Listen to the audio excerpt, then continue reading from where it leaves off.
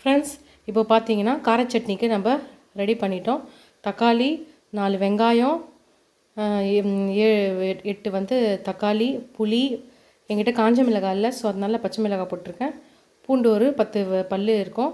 கொத்தமல்லி கொஞ்சம் தாராளமாகவே போட்டுக்கலாம். கார சட்னிக்கு இதெல்லாம் தான் வந்து இன்க்ரீடியன்ஸு.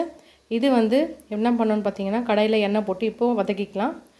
இட்லிக்கு சூப்பராக இருக்கும் இந்த கார சட்னி. ட்ரை பண்ணி பாருங்கள் நீங்களும். வாங்க அது எப்படி செய்கிறதுன்னு நம்ம போய் பார்க்கலாம். ஃப்ரெண்ட்ஸ், இப்போ பார்த்தீங்கன்னா வெங்காயம், தக்காளி, பூண்டு, புளி, அப்புறம் வந்து கொத்தமல்லி, பச்சை மிளகாய் 2 எடுத்து, உப்பு, அப்புறம் வந்து எண்ணெய் இப்போது எல்லாமே போட்டுட்டேன் இதில். இப்போ வந்து அப்படியே நல்லா வந்து இது கொஞ்சம் ஸ்லோ ஃப்ளேமில் வச்சு நல்லா இந்த மாதிரி வதக்கிக்கலாம். சிம்மில் வச்சு தான் வதக்கணும். இது வந்து ப்ரௌனிஷாக ஆகக்கூடாது. சிம்மில் வச்சு நல்லா வதக்கி விட்டுடலாம் கொஞ்ச நேரம். அப்புறம் வந்து சட்னிக்கு நம்ம அரைச்சிடலாம். இந்த மாதிரி நல்லா வதக்கி விட்டுடலாம் மொத்தமாக. அப்புறம் உளுத்தம் பருப்பு கூட போட்டிருக்கேன் ஃப்ரெண்ட்ஸ். இதில் வெங்காயம், தக்காளி, உளுத்தம் பருப்பு, கொத்தமல்லி, புளி, பச்சை மிளகாய், எண்ணெய், உப்பு இதெல்லாம் போட்டிருக்கேன். சட்னிக்கு கொத்தமல்லி கொஞ்சம் அதிகமாகவே போட்டுக்கோங்க. அந்த ஃப்ளேவர் சூப்பராக இருக்கும். கார சட்னி சாப்பிடும்போது இட்லிக்கு, தோசைக்கு எல்லாமே வந்து சூப்பராக இருக்கும் ஃப்ரெண்ட்ஸ். அதனால் ஃபஸ்ட்டு நம்ம வதக்கிக்கலாம். அதுக்கப்புறம் நம்ம இதை ஆற விட்டுட்டு அதுக்கப்புறம் தான் நம்ம வந்து சட்னிக்கு அரைக்க போகிறோம்.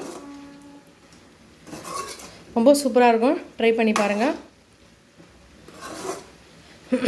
வீடியோ பார்த்துட்டு சப்ஸ்கிரைப் பண்ண மாட்டேன்றீங்க. சப்ஸ்கிரைப் பண்ணுங்கள், கமெண்ட் பண்ணுங்கள் ஃப்ரெண்ட்ஸ்.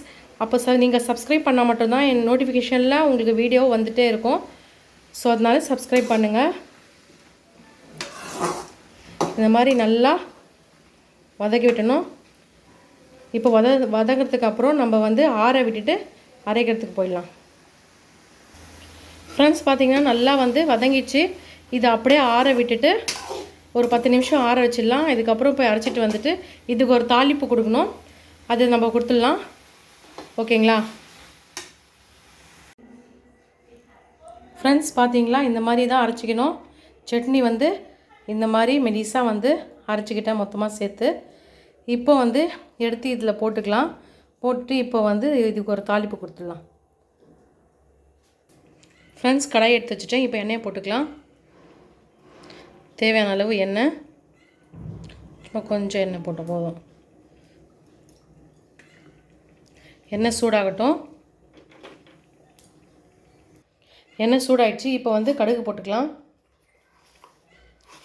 கடுகு ஒரு ஸ்பூன்னு,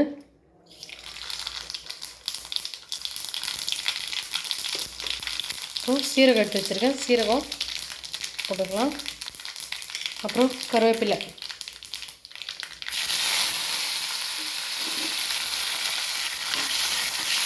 நல்லா வதக்கி விட்டுட்டு இந்த வதங்கிட்டோம்லாம்.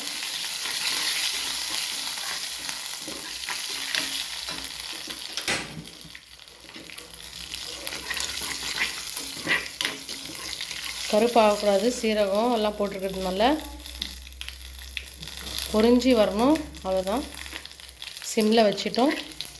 இப்போ வந்து நல்லா இந்த மாதிரி கிளறி விட்டுட்டு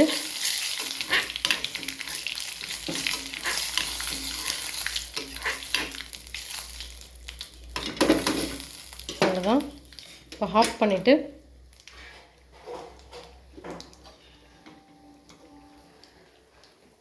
எடுத்து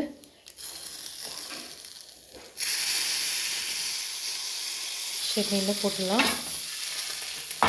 சரிங்களா? சட்னியில் போட்டுட்டோம்.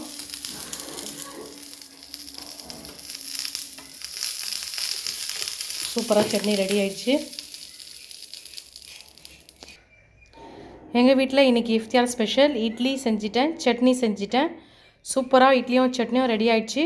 வாங்க நீங்களும் எங்கள் கூட சேர்ந்து இஃப்தியார் பண்ணலாம்.